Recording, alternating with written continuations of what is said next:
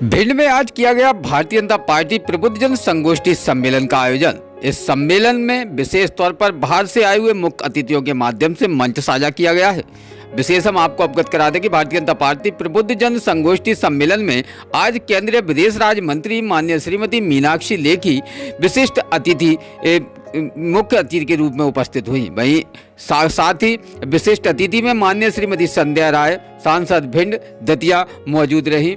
माननीय श्रीमती कामनी भदौरिया जिला पंचायत अध्यक्ष भिंड, माननीय विजय दुबे, माननीय विधायक संजीव सिंह कुशवाहा व माननीय देवेंद्र सिंह नरवरिया जिला अध्यक्ष आदि लोगों की मौजूदगी रही है। कार्यक्रम की अध्यक्षता डॉक्टर सुरेश बंसल जी के द्वारा की गई थी।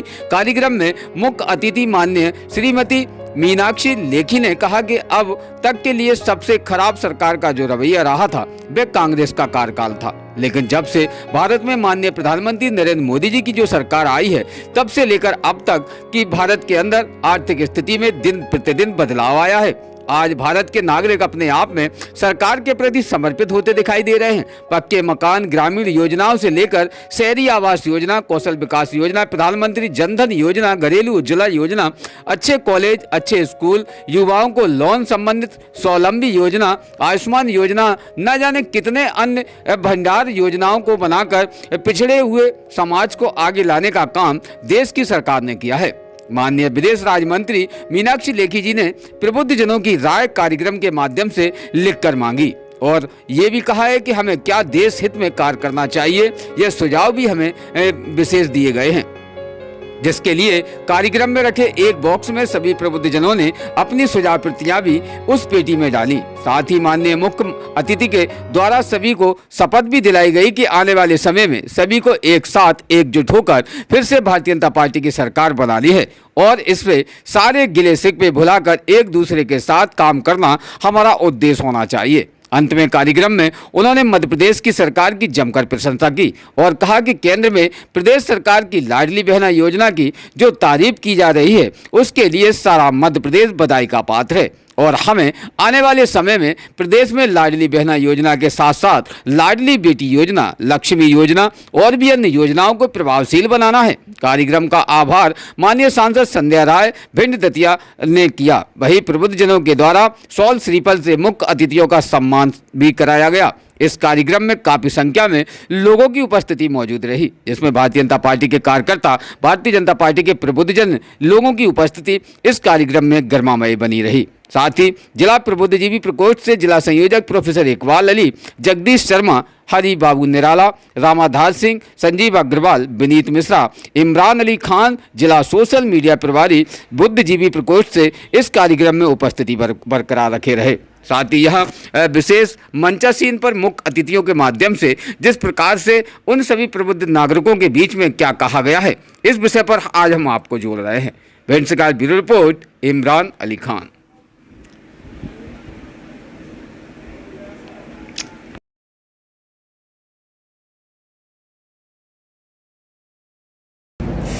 आज प्रबुद्धजन सम्मेलन में हम सबके बीच में भिंड ऋषि की तपोभूमि पर भारत सरकार में कैबिनेट मंत्री और राष्ट्रीय प्रवक्ता रही भारतीय जनता पार्टी में, सुप्रीम कोर्ट में बहुत ही अच्छे वकील जो होते हैं उनमें देश में नाम तो मीनाक्षी लेखी जी का बहुत बहुत स्वागत, वंदन, अभिनंदन। और इन्हीं के जो ससुर हैं टीएन लेखी जी थे, वो भारत के सबसे बड़े प्रसिद्ध वकील थे। तो हमारे बीच में भिंड दतिया लोकसभा क्षेत्र की सांसद हम सबके बीच में भारतीय जनता पार्टी में सबके चित परिचित जिनका मंडल रूप तक प्रवास रहा है और भी भारतीय जनता पार्टी के संभागी ग्वालियर चंबल जो संभागों के संभागी संगठन मंत्री आदरणीय विजय दुबे जी के भाई साहब का बहुत बहुत स्वागत, वंदन, अभिनंदन। में जो कार्यक्रम की अध्यक्षता कर रहे, जो पहले नाम भूलवश छूट गया, जो हमारे कार्यक्रम की अध्यक्षता कर रहे जिले के वरिष्ठ चिकित्सक आदरणीय सुरेश बंसल जी का भी बहुत बहुत स्वागत वंदन अभिनंदन। आदरणीय संजीव सिंह संजू उनका भी बहुत बहुत वंदन अभिनंदन। श्रीमती कामना जी उनका भी बहुत बहुत स्वागत वंदन अभिनंदन। सभी चिकित्सक, वकील, समाज सेवी और बुद्धिजीवी सभी का बहुत बहुत स्वागत वंदन अभिनंदन। एक बार जोरदार तालियों से। संध्या जी, हमारे यहाँ के विधायक संजय जी, विजय भाई साहब, विजय दुबे जी और कामना जी, उपस्थित मेरे सभी भाई बहन, सब लोग पहले मिलके बोलेंगे भारत माता की। अरे आपकी आवाज नहीं आई है, कि को हाथ खड़ा करवाना पड़ेगा। भारत भारत की, भारत माता की। तो जब देवेंद्र भाई साहब जी बोल रहे थे तो उन्होंने मेरे ससुर जी का परिचय कराया, तो मैं थोड़ा सा और परिचय कराना चाहती हूँ और मध्य प्रदेश से अपना रिश्ता बताना चाहती हूँ। जब बड़े लेखी साहब युवा थे और पहला जो बैच था सिविल सर्विसेज का 1951 वाला, उस बैच में उनका सिलेक्शन हुआ था, 51-52 वाला जो बैच था, और उनकी पहली पोस्टिंग सागर में थी।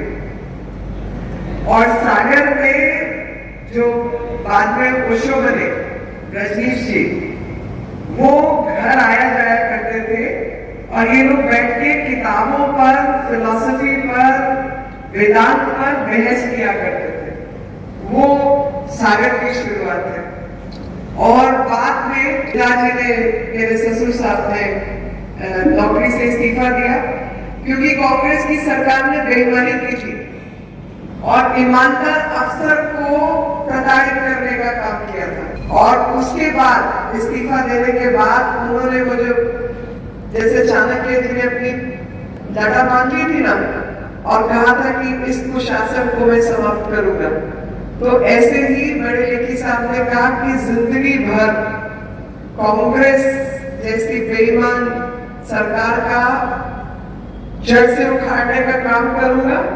और कभी मतलब सरकारी नौकरी में उनके 1-1.5-2 साल बचते थे, जो पेंशनेबल एज होती है, कितने साल कर लो तो पेंशन पक्की हो जाती है। तो उन्होंने कहा कि मैं इस सरकार से 1 रुपया नहीं लूंगा। पेंशन गई चूल्हे में और सब छोड़ के वकालत की पढ़ाई 40 की उम्र में शुरू की और उसके बाद वकील बने। 38-40 जैसा हुआ था। तो और जब पहले जनता पार्टी की सरकार, आप सब जानते हैं, बाद में बनी, लेकिन जो इमरजेंसी की लड़ाई थी, वो इमरजेंसी की लड़ाई लड़ने वाले, आपातकाल की लड़ाई लड़ने वाले प्रमुख लोगों में से थे। और उसकी वजह से उन्हें जबलपुर जेल में सॉलिटरी कन्फाइनमेंट में भी रखा गया था। तो जबलपुर जेल की भी कहानी है। तो मैंने कहा मध्य प्रदेश से बहुत पुराना रिश्ता है, तो आज मध्य प्रदेश वासियों के बीच में हूँ तो बताऊं वो वाला हिस्सा जो मेरे इतिहास का बहुत लोगों को जानकारी नहीं होगी। और बाद में आके भारतीय जनता पार्टी के फाउंडर मेंबर ये सब रहा।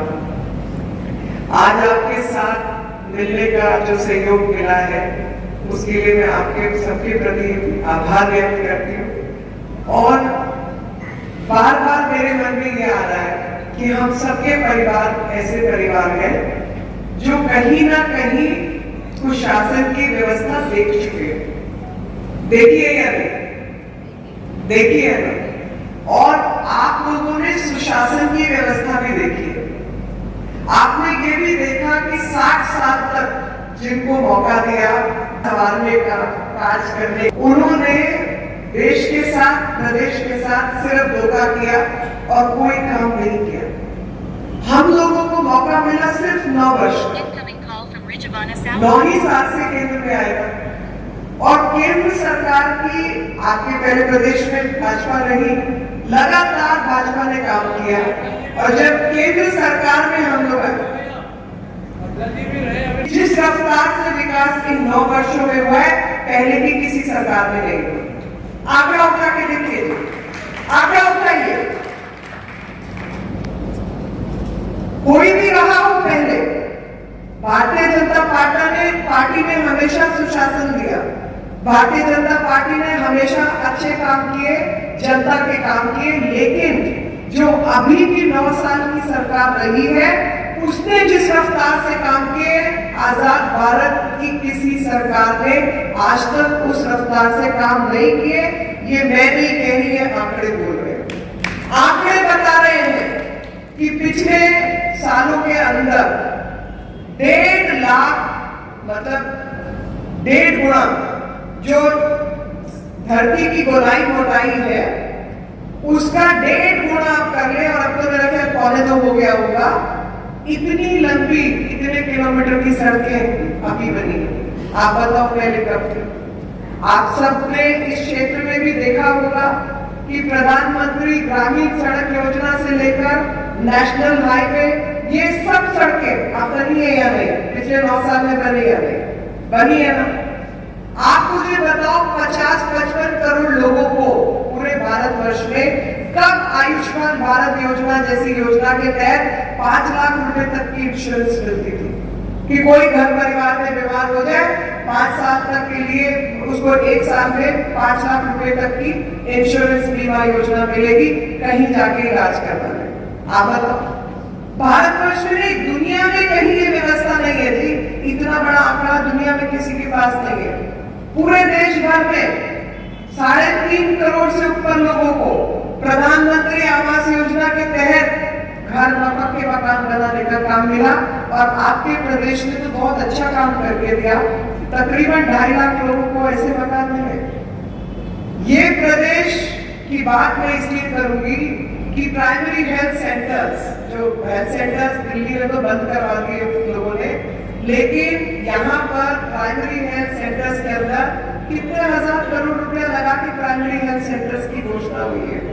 IIT के यहाँ पे हॉस्टल बनाने का काम हुआ। महिलाओं में मतलब तकरीबन 1.36 करोड़ के आसपास, 1.36 करोड़ के आसपास महिलाओं के खाते में 1000 रुपया पहुंच गया या नहीं? लाडली बहन योजना के तहत पहुंचा या नहीं? जोर से बताइए जी, मुझे लगेगा आप सो रहे हो। पहुंचा या नहीं? पहुंचा? थके हुए हो, सो रहे हो? पहुंचा?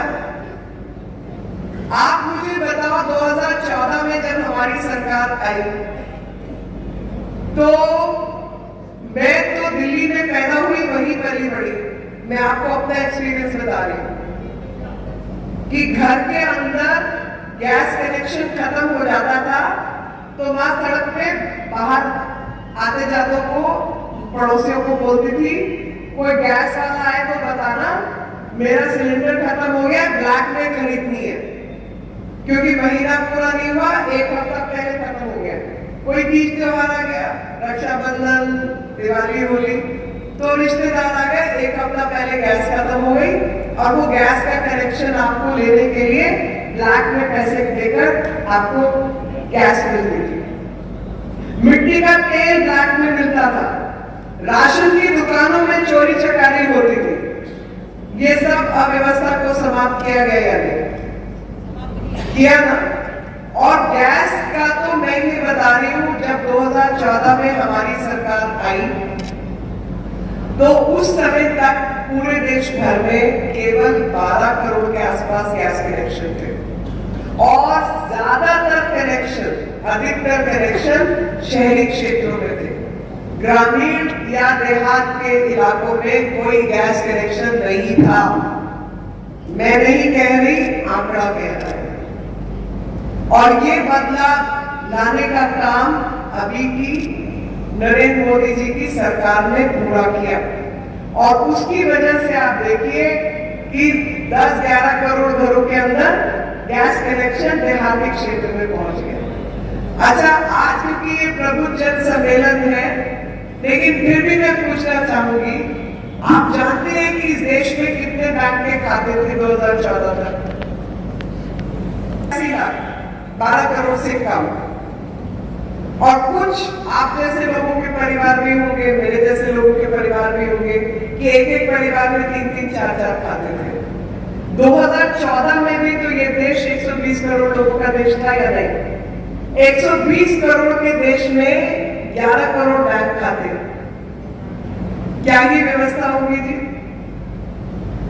क्या हालत होगी आपकी वित्तीय प्रणाली की जहां लोगों के पास बैंक के खाते नहीं है? ऐसे में प्रधानमंत्री जी ने मात्र 4 महीने के अंदर में 52 करोड़ बैंक के खाते खोले, जिसमें से 48 करोड़ जनधन के खाते थे। आप बताओ उससे फर्क पड़ा या नहीं?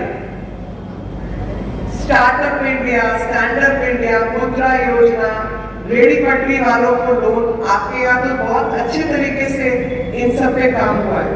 मध्य प्रदेश सरकार ने तो स्वनिधि योजना को सबसे बेहतर तरीके से लागू किया है।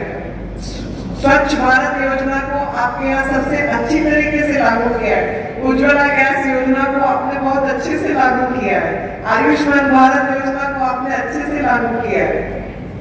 और आज भी किसान का जो मानधन के लिए जो किसान सम्मान योजना बनी, तो 6,000 रुपया अगर केंद्र सरकार ने मोदी जी की नेतृत्व में दिया, तो शिवराज सिंह चौहान जी की सरकार ने भी उसमें 6,000 डाल के दिया। 12,000 मिल रहा है या नहीं मिल रहा है? जोर से बताओ भाई, मिल रहा है नहीं मिल रहा है ना? सबको मानधन मिल रहा है। देखिए यहाँ पर यूरिया को लेकर रोज राइट्स होते थे या नहीं? झगड़े होते थे ना? यूरिया उतरी, खाद उतरी, मिली नहीं मिली, दुकान के आगे लाठी बज गई, होता था या नहीं? वो खत्म कर दिया, ब्लैक खत्म कर दी। जितना काला धन जमा करने के धंधे थे सब खत्म करने का धीरे धीरे प्रयास रहा या नहीं, कि ताकि स्वच्छ भारत अच्छे मायनों में स्वच्छ बने। सिर्फ सफाई में तो आप लोग नंबर 1 का राज्य है। मध्य प्रदेश आज भारत के सबसे स्वच्छ क्षेत्रों में से, स्वच्छ राज्यों में से एक है। आपको देखकर हमें गौरव होता है और शर्म भी आती है। सही बता रही हूं। इंदौर अभी प्रवासी भारतीय दिवस का आयोजन था। हम आए, देश दुनिया के लोग वहां पहुंचे और सबके बीच में हमने कहा, ये देखिए, ये भारत का नमूना, ये है इंदौर, हमारा सबसे स्वच्छ क्षेत्र, सबसे स्वच्छ शहर। सबका मतलब मन प्रसन्न होके गया कि देखिए भारतवासी अपनी मेहनत से, अपनी जागरूकता से ये कर सकते हैं। एक हिम्मत देने का आपने काम किया और प्रदेश ने इतना अच्छा काम किया। तो जब प्रदेश ने लगातार इतना अच्छा काम किया है और यहाँ के संगठन के लोग, भारतीय जनता पार्टी के कार्यकर्ता, आम जन मानस, सबका सहयोग रहकर तो ये प्रदेश उत्तर प्रदेशों की श्रेणी में पहुंचा है। क्योंकि मैं अगर याद करूं तो भिंड मुरैना किसी और चीज के लिए फेमस होते थे। मैं बताना नहीं चाहती, आप सब जानते हैं अच्छी तरीके से।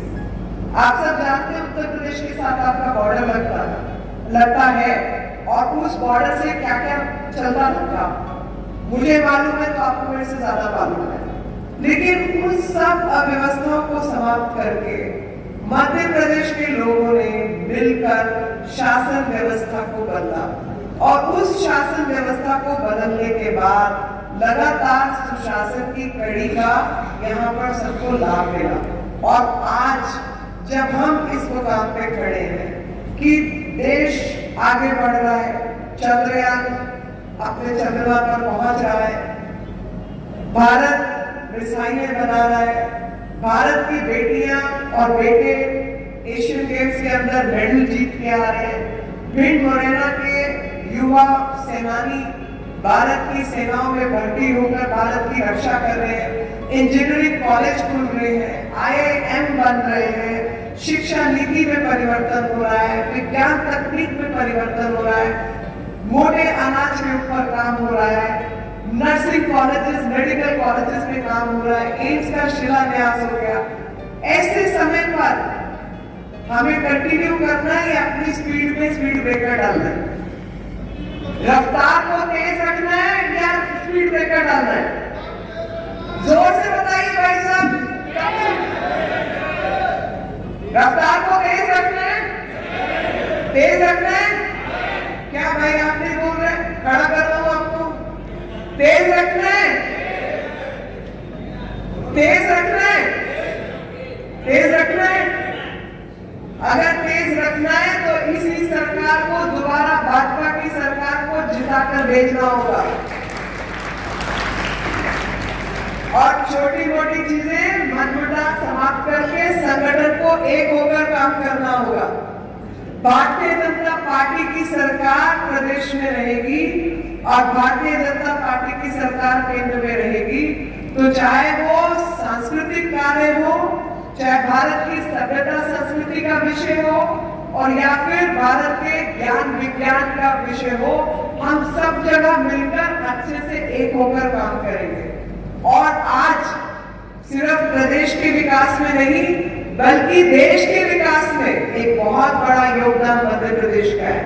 आज बड़ी बड़ी कंपनियां, जो ग्लोबल इन्वेस्टर समिट होता है उसके अंदर मध्य प्रदेश की धरती पर आई और पावन धरती पर आकर उन्होंने कितने लाख करोड़ रुपया जो है मध्य प्रदेश के नाम किया। किसी ने पेंट की फैक्ट्री लगाने की बात की, किसी ने सीमेंट की फैक्ट्री लगाने की बात की, किसी ने 5G नेटवर्क बिछाने की बात की, किसी ने दवाई की कंपनी लगाने की बात की, किसी ने फूड पार्क जो पैकेट खाना मिलता है उसको लगाने की बात की।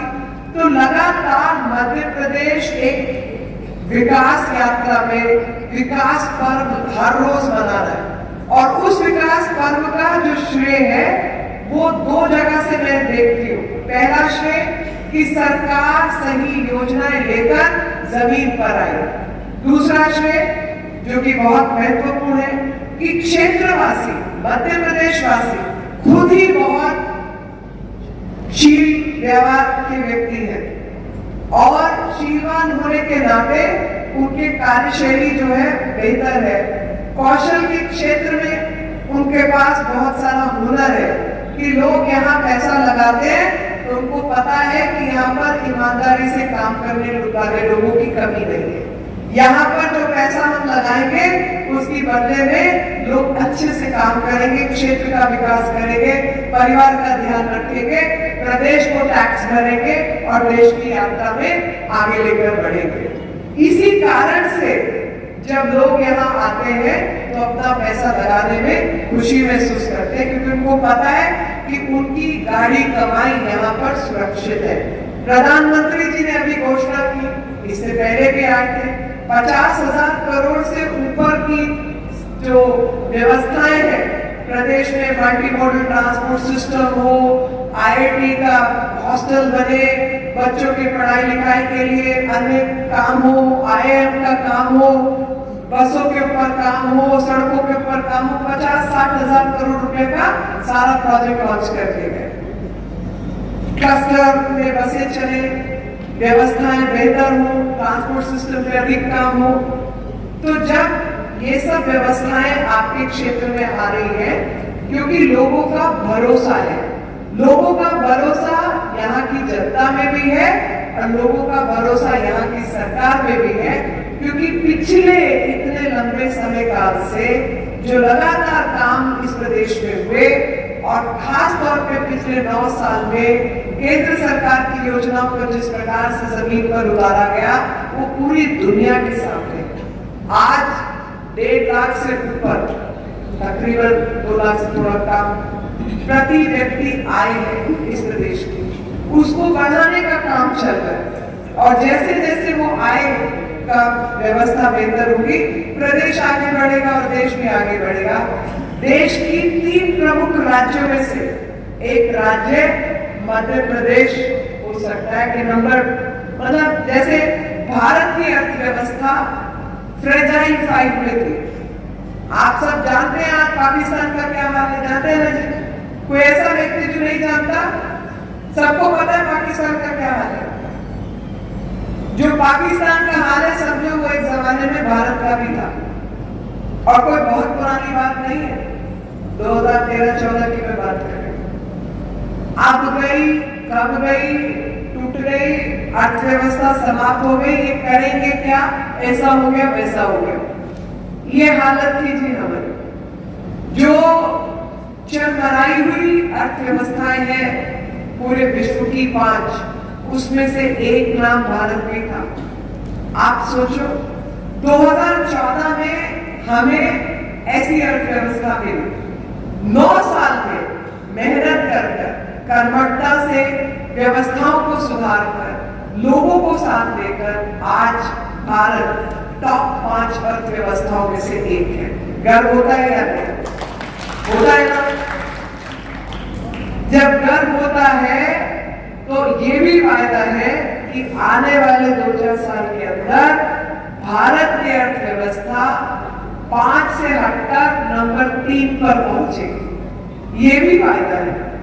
अगर नंबर 3 पर भारत की अर्थव्यवस्था पहुंचेगी तो समझ लो मध्य प्रदेश भी भारत के अंदर नंबर 3 पर पहुंचेगा।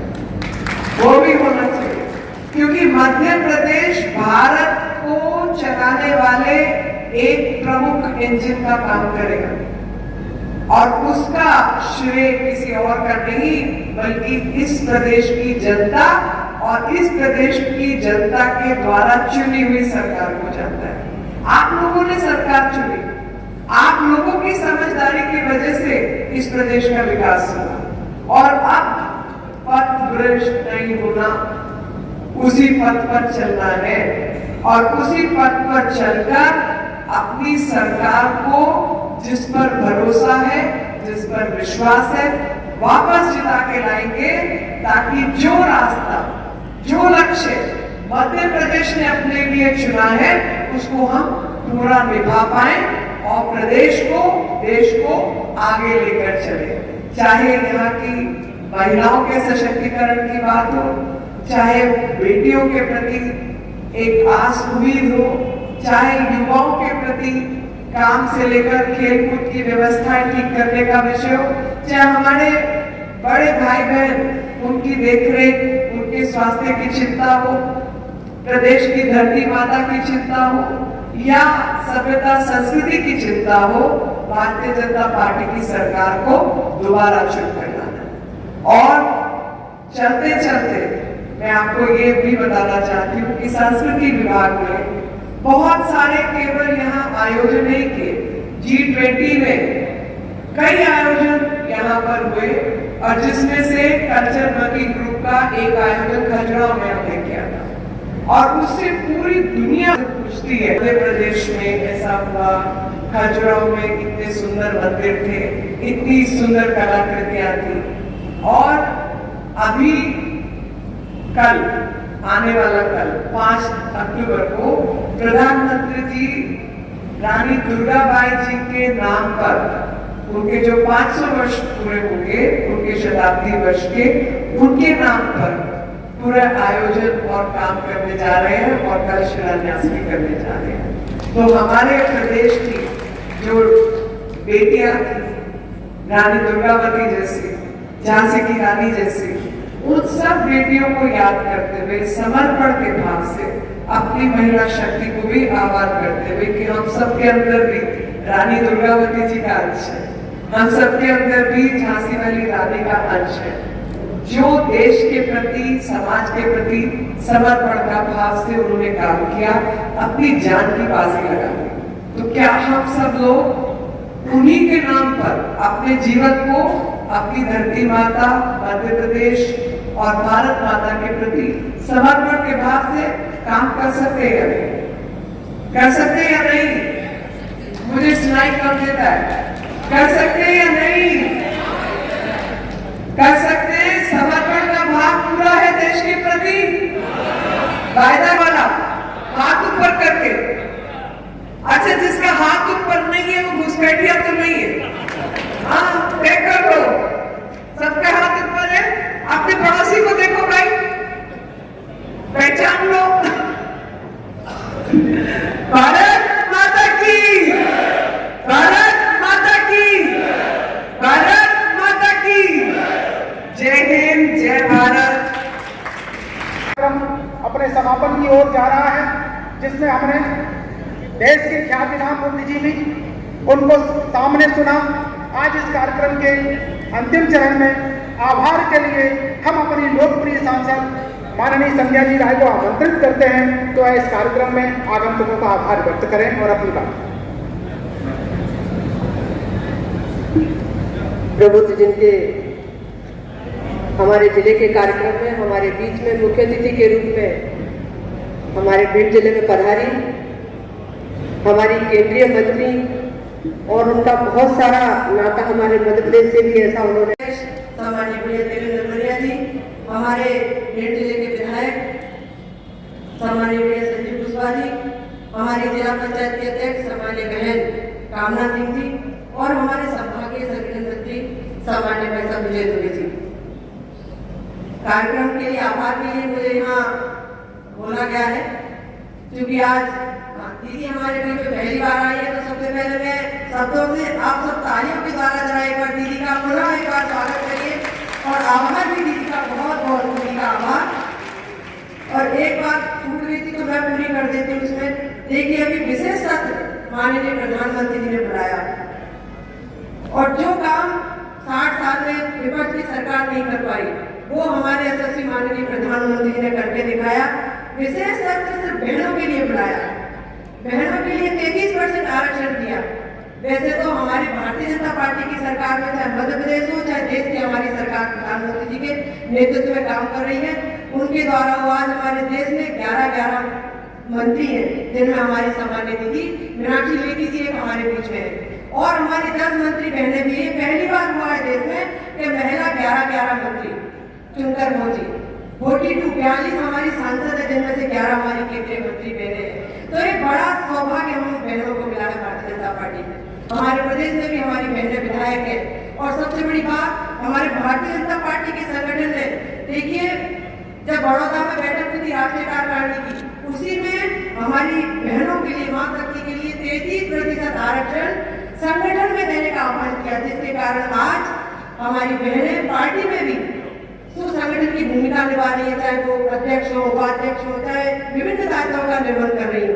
तो एक बड़ी जिम्मेदारी बहनों पर डाली भारतीय जनता पार्टी की सरकार ने। दूसरा, हमारे प्रदेश में पहले से ही 50% आरक्षण नगरीय निकायों में है, जिसके कारण आज हमारी जिला पंचायत में हमारी बहन है, नगर पालिका के अध्यक्ष में हमारी बहन है, कई विभिन्न पदों पर आज हमारी बहनें दायित्व का निर्वहन कर रही है।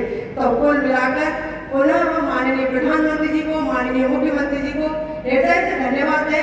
भिंड की जनता के माध्यम से दीदी ये बात वहाँ पहुँचाएगी। तो जोरदार तालियों के साथ माननीय प्रधानमंत्री जी का अभिनंदन वंदन, क्योंकि मातृशक्ति को वो सम्मान उन्होंने दिया है जो इतिहास से काफी लंबित ये मामला था। मैं भी अपने हृदय से उनका आभार अभिनंदन करती हूँ। दीदी का भी मैं पूरे मंच पर अध्यक्षता कर रहे जिलाध्यक्ष हमारे सभी वरिष्ठजन सभी का मैं हृदय से आभार करती हूँ। बहुत बहुत धन्यवाद। रोज़ ताज़ा खबरें देखने के लिए हमारा चैनल DVC 24 न्यूज़ को सब्सक्राइब करें, साथ ही बेल आइकन भी दबाएं।